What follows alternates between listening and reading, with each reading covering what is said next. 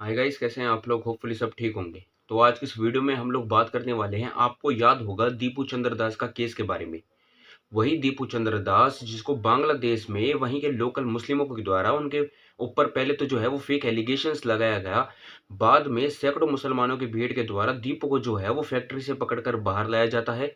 फिर उन सैकड़ों मुसलमानों की भीड़ के द्वारा जो है वो दीपू को मारना और पीटना शुरू किया गया। और उन्हें जब तक मारा गया जब तक जो है वो दीपू की जान नहीं चली गई।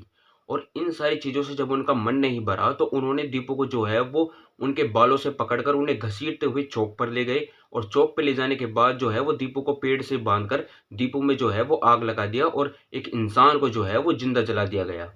और ये जो सारी चीज़ें हो रही थी, वो लोग उस चीज़ों को करते समय इतना ज़्यादा खुशी मना रहे थे, इतना ज़्यादा जश्न मना रहे थे कि न जाने कितनी बड़ी अचीवमेंट उन्होंने हासिल कर ली हो। और ये जो सारी चीज़ों को जो है वो अपने मोबाइल फ़ोन में जो है वो रिकॉर्ड कर रहे थे, वीडियो बना रहे थे और पब्लिकली जो है वो वीडियो को सर्कुलेट कर रहे थे। अब मैं ये सारी बातें आपको क्यों बता रहा हूँ, क्योंकि जब ये घटना हुई थी, तो हमारे देश में बैठे हुए कुछ लोगों के द्वारा और कुछ जो लिबरल्स और जो लेफ्टिस्ट लोग होते हैं और जो कुछ अपोजिशन पार्टीज़ के जो पॉलिटिशियंस होते हैं और कुछ जो सोशल मीडिया इन्फ्लुएंसर होते हैं, so called social media influencer, उनका ये कहना था कि ये जो हो रहा है वो दूसरी कंट्री में हो रहा है, ये दूसरे देश की प्रॉब्लम है, हमारे देश में ऐसा कुछ नहीं होता, तो हम इनसे जो है हमारा कोई लेना-देना है नहीं। और वो लोग इस केस के दौरान जो है वो बिल्कुल चुप थे, ना जाने उनके मुँह में दही जम गया हो, आँखों पर पट्टी बंध गई हो। उन लोगों ने एक जो है सवाल खड़ा नहीं किया इंसानियत के नाते कि एक इंसान को जो है वो ज़िंदा जला दिया गया। ये लोग उस टाइम पर जो है वो बिल्कुल चुप बैठे हुए थे। और ये लोग वही लोग हैं जो कि बीजेपी के खिलाफ जो है वो आपको हर वक्त चौबीसों घंटे जो है भौंकते हुए नजर आएंगे, आरएसएस के खिलाफ जो है वो भौंकते हुए नजर आएंगे, या फिर अपने ही देश के खिलाफ जो है वो जब भी हमारा देश कोई भी अचीवमेंट हासिल करता है उनके खिलाफ सवाल करते हुए खड़े नजर आएंगे और भौंकते हुए नजर आएंगे। लेकिन उस दौरान ये लोग बिल्कुल चुप थे। इनमें से बहुत सारे लोगों का ये कहना था कि ये तो दूसरे देश की प्रॉब्लम है, तो हमारे इन चीज़ों से कोई भी लेना देना है नहीं। अब ऐसी ही सेम घटना जो है वो हमारे देश में हुई है। हमारे देश की राजधानी दिल्ली के उत्तम नगर शहर में ऐसी घटना देखने को हमें मिली है। हमारे देश की राजधानी दिल्ली के उत्तम नगर शहर में जहां पर एक दलित परिवार होली के त्योहार के दिन अपना शांति से होली का त्योहार मना रहा था, उस दलित परिवार में एक 11 साल की बच्ची जो थी वो अपने ताऊजी का इंतजार कर रही थी कि कब उसके ताऊजी जो हैं उनके घर पर आएंगे और कब वो बच्ची जो है वो अपने ताऊजी को रंग लगाएगी और उनके ऊपर पानी के गुब्बारे फेंकेगी। जैसे ही देर रात को उनके ताऊजी उनके घर पर आते हैं तो जो बच्ची थी 11 साल की वो उनके ऊपर रंग लगाती है और पानी के गुब्बारे फेंकती है। उसी दौरान एक मुस्लिम युवती जो है वो वहां से निकल कर जा रही थी और उनके ऊपर 2-4 छींटे जो है वो पानी की चली जाती है। पानी की छींटे चली जाने के बाद उस मुस्लिम युवती ने जो है वो ड्रामा क्रिएट करना शुरू कर दिया, हंगामा क्रिएट करना शुरू कर दिया। वो उन दलित परिवार के लोगों को जो है वो गालियाँ देने लगी, उनको धमकियाँ देने लगी, वार्निंग देने लगी और उनको जो है वो तरह-तरह की बातें सुनाने लगी। और दलित परिवार जो था वो उनसे हाथ जोड़कर जो है वो माफ़ी माँग रहा था कि ये जो सारी हुआ है वो गलती से हुआ है, एक बच्ची से हुआ है। लेकिन उस मुस्लिम युवती ने उनकी एक भी नहीं सुनी और उनको वार्निंग देके वहाँ से चली गई। बाद में वही मुस्लिम युवती जो है वो अपने पूरे परिवार के लोगों को, अपने पूरे खानदान के लोगों को इकट्ठा करती है और उनको भड़काती है। जैसे ही ये सारी चीज़ें हुई, तो उस परिवार के लोगों ने द्वारा जो है वो दलित परिवार के लोगों के ऊपर अटैक करना शुरू कर दिया। उन लोगों ने उनके ऊपर जो है वो लाठियों से, डंडों से और लोहे की रॉड से जो है वो अटैक करना शुरू कर दिया। बाद में उसी परिवार का एक सदस्य जिसका नाम तरुण है, जो 26 साल की उम्र है, तरुण नाम का लड़का जो था वो उस दौरान वहाँ पर नहीं था, वो अपने दोस्तों के साथ होली का जो है त्योहार मना रहा था। जैसे ही उसे ये बात पता चली तो वो अपने दौड़े-दौड़े बाइक पर जो है अपने घर पर आया और जैसे ही उन लोगों ने तरुण को देखा तो उन्होंने लोगों ने तरुण के भी जो है ऊपर वार करना शुरू कर दिया और लाठियों से, डंडों से, लोहे की रॉड से जो है वो वार करना शुरू कर दिया। और अंत में जो है पत्थर की जो बड़ी-बड़ी सिल्लियाँ होती है, उनसे जो है वो तरुण की छाती पर वार किया गया। इन सारी चीज़ें होने के बाद जब तरुण को हॉस्पिटल ले जाया गया तो हॉस्पिटल में तरुण ने जो है वो अपना दम तोड़ दिया और तरुण की जो है वो हॉस्पिटल में मौत हो गई। मेरा बेटा घर पे आया, उसके ऊपर लोहे के डंडे थे, उनके पाइप थे और लकड़ियां थी जी उनके पास, लकड़ी के डंडे।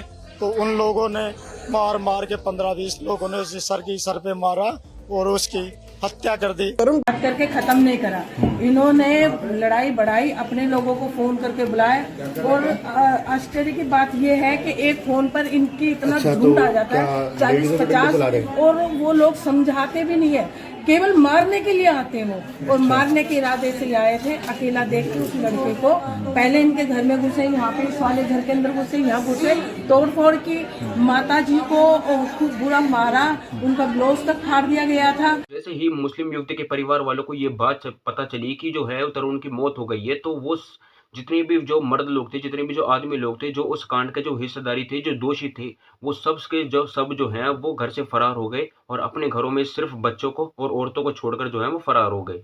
इन सारी चीज़ों के बाद में जब तरुण की फैमिली ने पुलिस कंप्लेंट फाइल करी और एफआईआर दर्ज करी, तो पुलिस ने जो है वो अपनी इन्वेस्टिगेशंस को शुरू किया। धीरे-धीरे जो थे वो ये इन्वेस्टिगेशंस जो है वो बहुत ही ज़्यादा बढ़ती गई, क्योंकि जो है पुलिस के ऊपर दबाव बनना चालू हो गया था। हिंदू युवाओं के द्वारा जो है वो पुलिस स्टेशन के सामने ही जो है वो प्रोटेस्ट किए जाने लगे। बजरंग दल के कार्यकर्ताओं के द्वारा जो है वो प्रोटेस्ट किया जाना चालू हो गया था। फांसी दो, फांसी दो, फांसी दो, फांसी दो, फांसी दो, फांसी दो, जय श्री राम।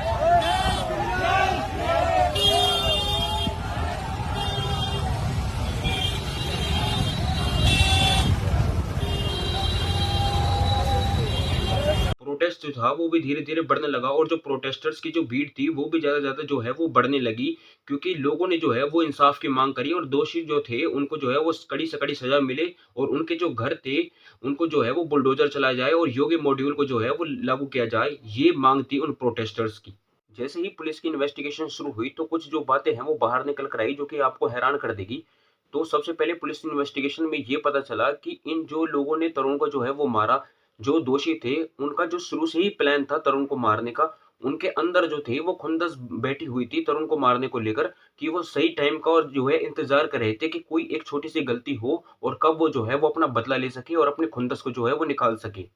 पुलिस की इन्वेस्टिगेशन के दौरान जो है वो एक चीज़ और सबसे बड़ी जो हैरान कर देने वाली वो ये है कि जो दोषी थे जिन्होंने जो है अपने हथियारों का यूज़ किया और जो उन्होंने अपने हथियारों को जिस जगह पर रख रखा था, उस जगह पर जो है वो तरह-तरह के केमिकल्स, कपड़े और पेट्रोल भी देखने को मिले हैं, जिसका साफ-साफ इस्तेमाल इसलिए किया जाता है या तो घर जलाने के लिए किया जाता है या फिर इंसान को जलाने के लिए किया जाता है।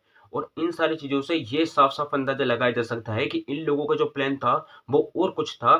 वो इन लोगों का प्लान जो या तो घर जलाने का था या फिर तरुण को ही जिंदा जलाने का था। बाद में जो है वो प्लान में चेंज हुआ तो इन्होंने सिर्फ़ जो है वो लोहे की रॉड से, लाठियों से, डंडों से और पत्थर की सिल्लियों से जो है वो तरुण के ऊपर और तरुण की फैमिली के ऊपर जो है वो अटैक किया। इन सारी चीज़ों के बाद जो है वो तरुण की फैमिली ने और हिंदुओं ने और ख़ास करके बजरंग दल के कार्यकर्ताओं ने जो है वो इस चीज़ का डिमांड करने लगे कि उन्हें भी जो है वो योगी मॉड्यूल जैसा जो है वो इंसाफ़ चाहिए। दोषियों को जो है उनका एनकाउंटर होना चाहिए और उनके घर पर जो है वो बुलडोज़र कार्रवाई होनी चाहिए। जिसके दबाव में जो है उनके घर पर बुलडोज़र तो चले, लेकिन जो दिखाया जा रहा है बिल्कुल ऐसा कुछ भी नहीं है। जो मेन कल्प्रिट था, जो मेन दोषी था, उनके घर पर जो है वो बुलडोज़र चलाए गए थे, लेकिन सिर्फ़ एक ही दोषी के घर पर जो है वो बुलडोज़र चला था। और उसका जो बुलडोज़र चला था वो सिर्फ़ जो छज्जे होते हैं घर के, जो बालकनी होती है, वहाँ पर सिर्फ़ बुलडोज़र चलाया गया। पूरे घर के ऊपर जो है वो बुलडोज़र नहीं चलाया गया। उस मुस्लिम युवती द्वारा जो है वो बहुत ही बड़ा विक्टिम कार्ड खेलने की जो है वो कोशिश की जा रही है।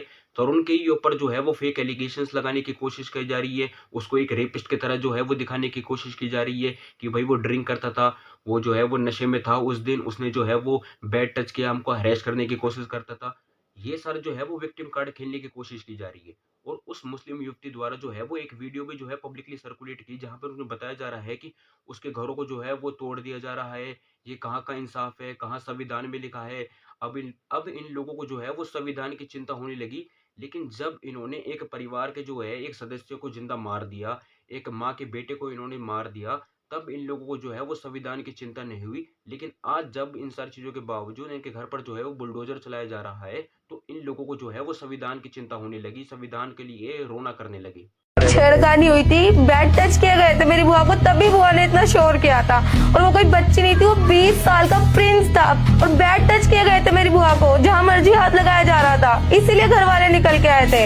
पीछे से तरुण आके डंडे मारने लग जाते, वो भी आयरन के रोड। एक मारते ही मेरे चाचा का सर फटा, उनके माथे पे 10 टाँके आए हैं। इन लोगों ने एक इंसान को मार दिया, उस चीज़ की इन्हें कोई भी प्रॉब्लम नहीं है, लेकिन अपने खुद को बचाव करने के लिए विक्टिम कार्ड खेल रहे हैं। और सबसे बड़ी बात जो है वो जब तरुण को मारा जा रहा था तब वो एक भड़वा था ना मोहम्मद दीपक नाम से, जिसने अपने आप को जो है वो मोहम्मद दीपक बताया।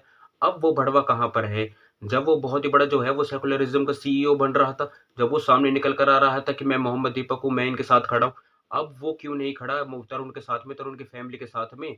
अब आकर खड़े हुए हैं ना कि मेरा नाम भाई मोहम्मद दीपक है, मैं इनके साथ खड़ा हूँ। अब कोई खड़ा नहीं होगा, ना ही कोई जो है इनके लिए सपोर्ट करेगा। कहाँ गए वो 2 कौड़ी के लोग जो यूजीसी के टाइम पर जो है वो प्रोटेस्ट कर रहे थे। जो यूजीसी के टाइम पर जो है जेएनयू के सामने प्रोटेस्ट कर रहे थे, सड़कों पर उतर के जो है वो प्रोटेस्ट कर रहे थे।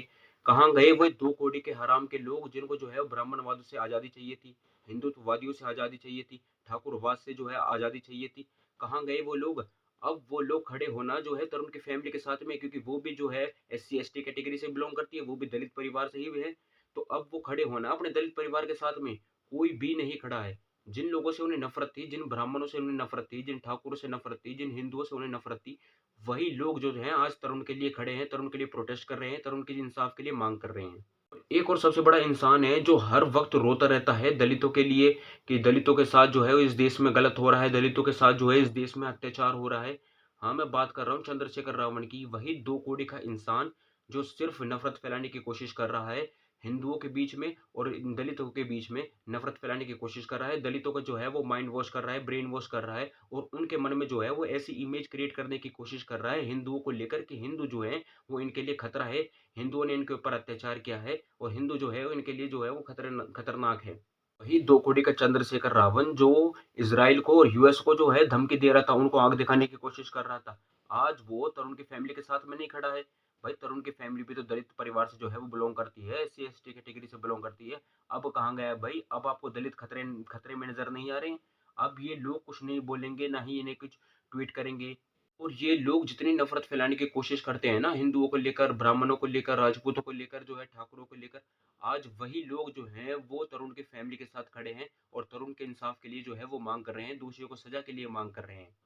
और ये 2 कौड़ी के हराम के लोग जो ₹500 के चक्कर में अपने बाप को बदलने को तैयार हो जाए, आज वही लोग जो हैं वो चुप बैठे हुए हैं, अपने मुँह में ताला लगाकर बैठे हुए हैं। और कहाँ गया है भाई वो जर्मन शेफर्ड ध्रुव राठी? अब वो क्यों नहीं बोल रहा तरुण के केस के ऊपर में?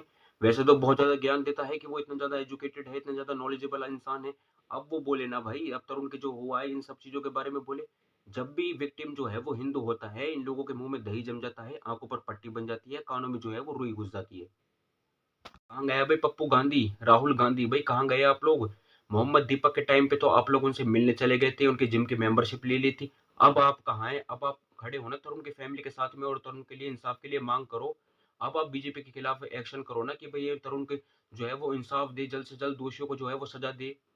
तो वीडियो को यहीं एंड करते हैं और होपफुली गाइस हम लोग बस यही प्रे करेंगे कि तरुण को जो है वो जल्द से जल्द इंसाफ मिल सके, तरुण की फैमिली को जो है वो जल्द से जल्द इंसाफ मिल सके और जो भी जितने भी दोषी थे उनको जो है सबका एनकाउंटर हो सके और उनका घर पर जो है वो बुलडोजर कार्रवाई हो सके। तो वीडियो को यहीं एंड करते हैं। होपफुली गाइस आपको वीडियो अच्छी लगी हो तो लाइक करें, चैनल को सब्सक्राइब करें, हाँ वीडियो को शेयर करें। जय श्री राम, बाय बाय।